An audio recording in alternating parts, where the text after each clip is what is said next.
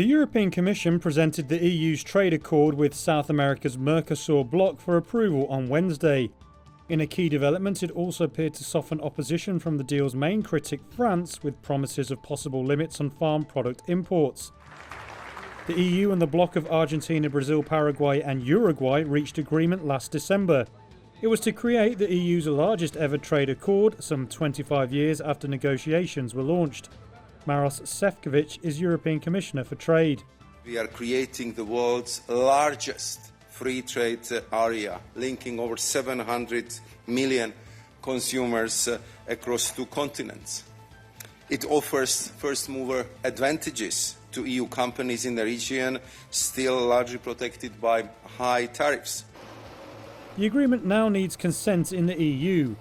It requires a vote in the European Parliament and a qualified majority among EU governments, meaning 15 of 27 members.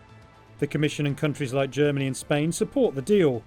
They argue it's a way to offset the loss of trade due to tariffs imposed by US President Donald Trump. They also believe it can lower reliance on China, particularly for critical minerals. European farmers, though, have repeatedly protested over the deal. They argue it would lead to cheap imports of South American commodities, notably beef, that don't meet the EU's green and food safety standards, though the Commission has denied this is the case. France has been difficult to win round as the EU's largest beef producer and previously called the deal unacceptable. Poland is another farming giant opposed to the deal, but the country's Prime Minister Donald Tusk said they no longer had other partners to block it. There's no one outside Poland who would want to block Mercosur at this point.